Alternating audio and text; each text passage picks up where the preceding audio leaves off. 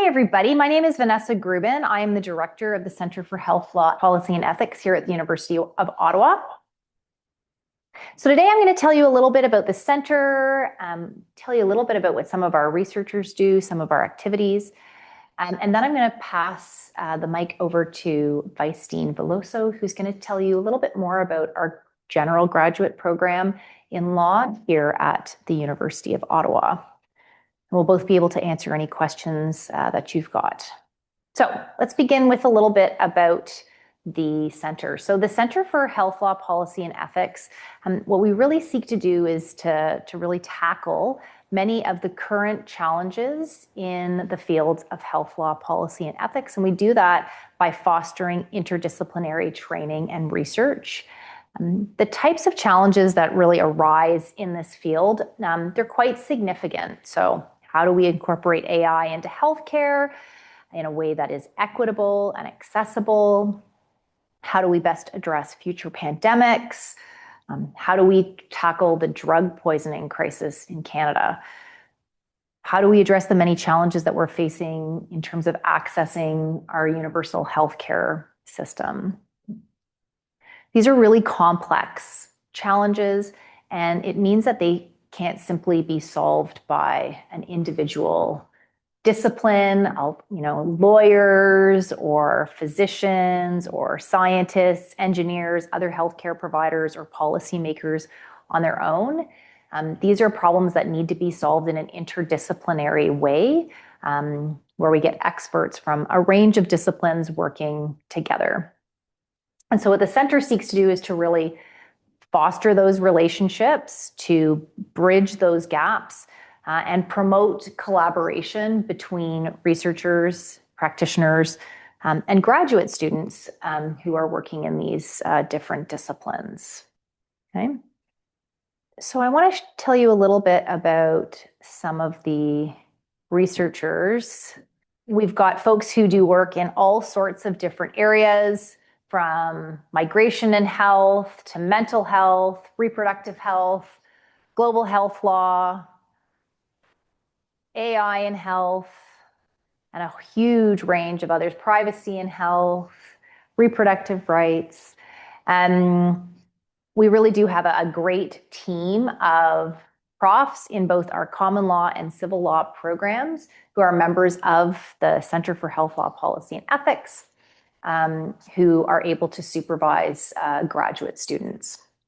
And so if there's a particular area that you're interested in studying during your LLM or your SJD, it's very likely that we've got someone with some deep expertise, or several profs with deep expertise in the particular area that you're interested in pursuing during your graduate work.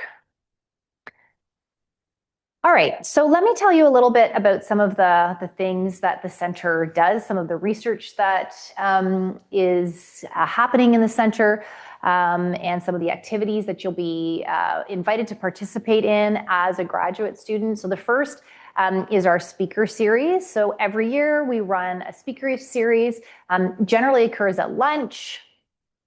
We provide lunch. It runs between 11:30 to 1, and we invite one or more speakers on a particular topic from different disciplines to really take a deep dive into a particular area. And so you can see from this slide, again, that there's a whole range of different topics that we cover in the speaker series, whether it's around reproduction, equitable access to medicines, organ donation and transplantation, access to healthcare for irregular migrants, navigating alcohol health policies, so alcohol labeling, for example. We do have quite a range of different topics over the course of the year, and we invite professors, practitioners, and policymakers from across the country to come and speak in that speaker series together with members of our center. Okay. We also annually organize a summer institute. This is an intensive week where our participants can earn a certificate and we focus on one particular topic. This past year, our focus was on mental health law. And so this is a program that's available open to non-lawyers, healthcare professionals, researchers. We often have graduate students participate in this program who want to spend a week, as I say, taking a really sort of close look at a particular area of health law. So last year, our focus was on mental health law. This upcoming year, the focus will be on public health. We're also offering the Institute in a new format, in a flexible format. So this will be asynchronous, offered this winter from January to March, where we'll cover one topic per week for roughly 10 weeks. And again, open to non-lawyers, professionals, and graduate students. So in addition to our speaker series and our institutes, the center hosts a couple of conferences every year. We strongly encourage our graduate students to participate in these conferences, not to just attend the conferences, but also to participate in a substantive way, provide a presentation on some of the research that they're doing, for example. And so this fall, we hosted a 2-day conference, Reframing Mental Health Law, Emerging Controversies and Cross-Sector Perspectives. Again, this was an interdisciplinary conference. And so we had speakers from across the country in law, ethics, medicine, who spent a couple of days unpacking some of the current challenges in this field of law. And our graduate students played a really active role in that 2-day conference. Earlier this summer, we hosted an international conference, the LEPH conference, which focused on law enforcement and public health. And again, this is just another example of some of the activities that are going on through the center that we really encourage our graduate students, both at the LLM level and at the doctorate level, to participate in. It's a great opportunity to get to know people who are working in your field, and an opportunity to present your work when you're at that stage of your studies. There are also a number of research opportunities at the center. So as I mentioned at the outset, we have faculty members who are doing research and working in a whole range of different substantive areas. These are a few examples of some of the reports and books and other things that they've produced over the course of the last few years. And you'll see that some of these are sort of what we often see coming out of academic institutions, edited collections, for example. Books that have not just papers and chapters drafted by professors, but also by graduate students, as well as people's work in the policy context. So providing expert reports, drafting expert reports for the RSC task force on COVID-19, for the expert panel on MAID and mental illness. And again, we'd like to actively involve our graduate students in these kinds of research projects, both the academic projects, but also these projects that are more outward facing, that are more policy driven.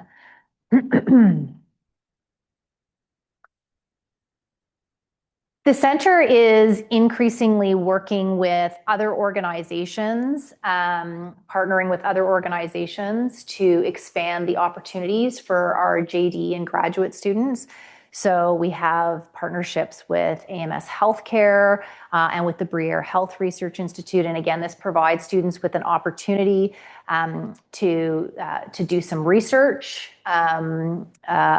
with some of our partner organizations.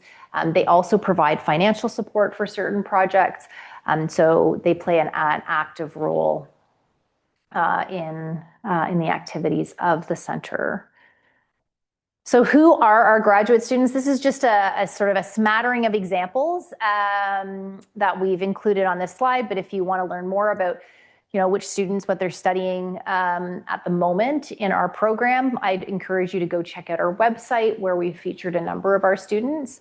So for example, Ali Zarnowski, she is in our doctorate program. Her doctorate focuses on the role of surrogacy consultants in Canada. She's carried out an empirical research project where she interviewed members of those security consultants and is unpacking some of the legal questions around their activities in Canada. We've got Emmanuel, who's also in our doctoral program, focusing on the decolonization of mental health law in the Global South, and a couple of examples of students from our LLM program. Lauren, whose work focused on Indigenous autonomy and capacity in the healthcare system, and Jacob, who is working on MAID and doing a comparative analysis of different legislative frameworks. So a great breadth of topics. And as I say, we've got a number of students at both the LLM and the doctoral level. So if you are here at Ottawa U doing your LLM or your SJD, what kinds of courses might you be taking? We're really fortunate here at the law faculty to have a really wide selection of courses that are open to our graduate students. So I teach the Introduction to Health Law. It's a survey course where we review a number of different topics in the health law field. That's also offered in our French common law program, Le Droit de la Santé. And then we have a number of seminar courses which are listed on the slide, everything from sexuality, gender, and the law to reproductive rights, global health law, public health law, immigration health law, and we've just added a course on health law and AI that's going to be offered for the first time this year. So a really rich offering of courses. Finally, every year we ensure that the students have an opportunity to present their research at our annual graduate colloquium. So if, for example, you haven't had an opportunity to present at one of the conferences or in the course of the speaker series or in some other context over the course of the year, this is a great opportunity where we get our students and the graduate students from the law faculty at McGill together for a couple of days. And the students have an opportunity to present their work.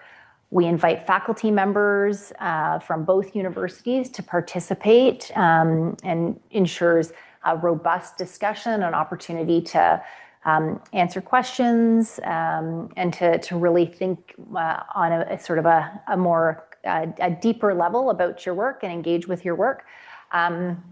This year we're hosting, and that will be held April 30th to May 1st, 2025. So that's always a highlight of the academic year for both for the professors and for the graduate students. It's a great way to sort of end the academic year and have an opportunity to learn more about what folks have been working on. All right, so that's a little bit about the health law program in particular and the center and what we do. I'm going to pause there. I'm going to turn things over to Vice Dean Velloso, and he's going to speak a bit more generally about the graduate program at the Faculty of Law. Thank you, Vanessa, and I think you did an amazing job, which leave less things to me, but I'll build from that. I will discuss a little bit of the pathways in the program quite briefly in the LLM level and the PhD level, and also explain a little bit and adding a couple of things about graduate studies in law more generally. An amazing thing on the graduate studies side is that we are a joint program for our both Faculty of Law, the common law session, the civil law session since forever, which means it's not only that we are somehow bilingual program, but also multi-juridical program, but we are also somehow not only transsystemic, but to a certain extent asystemic. So about half of our cohorts are composed by international students. So basically our graduate programs, we have roughly 120 students, both probably 150, both LLM and PhD, where we have about 100 LLM students every year, meaning that it's a 1-year program and it rotates faster than the PhDs. It's a 4-year program and sometimes a little bit longer. But among these 150, students in our graduate community, they're coming from 40, 50 different countries. So this is the average pool every year.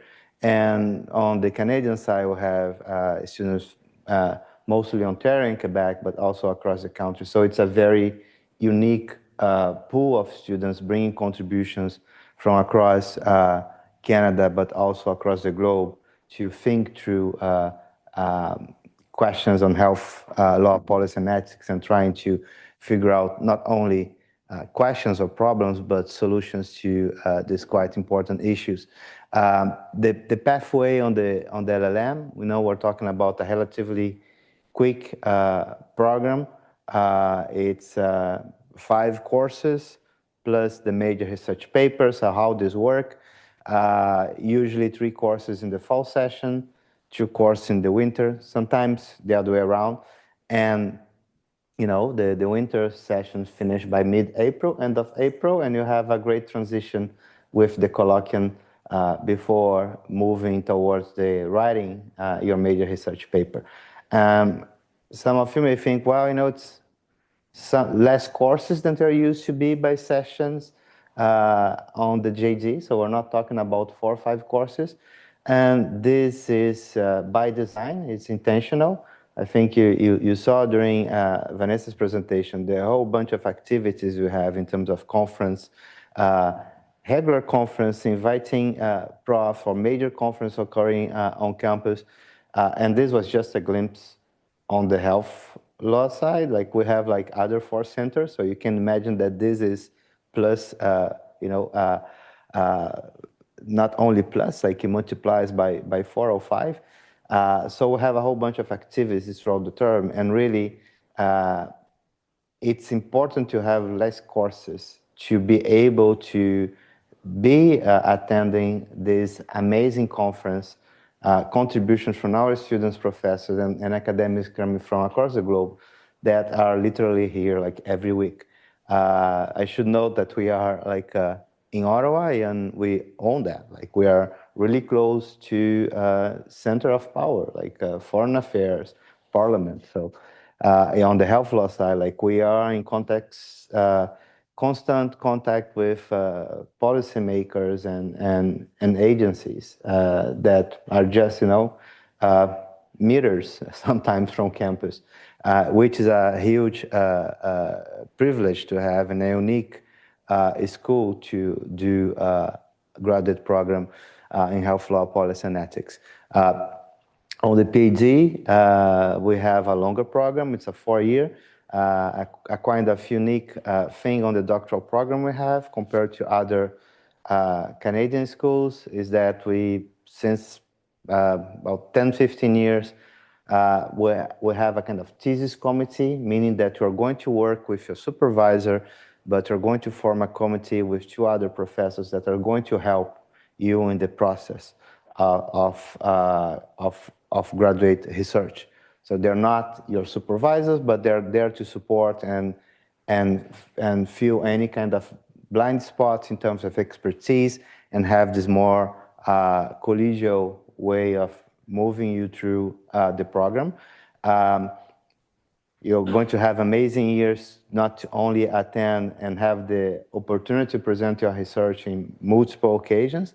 I should also note, I should probably said this before, when we're talking about being a joint program, the benefits of being a joint program, common law and civil law, is that not only a language side, but like course offering, as we saw, like basically all courses from either session may become a graduate level courses. So we are quite big law school for North American standards. So together for the graduate program, or it's just one, we are over 120 profs, meaning that there's not a lot of similar size graduate programs in North America. So it's pretty much us, Harvard and NYU, above 110, which creates a lot of opportunities for, I would say, innovation, because when looking to the health law and policy and ethics members,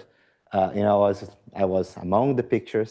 You may not recognize me with a post-pandemic haircut, but many of my colleagues, they also overlap in other centers and research topics. So yeah, there is due to our own placement and research priorities, so we're going to do health law, policy and ethics with a law and technology spin, with a public law spin, with a human rights spin. So there's a lot of synergy among these other centers. We create a quite innovative and powerful environment for research, because we're not working silos.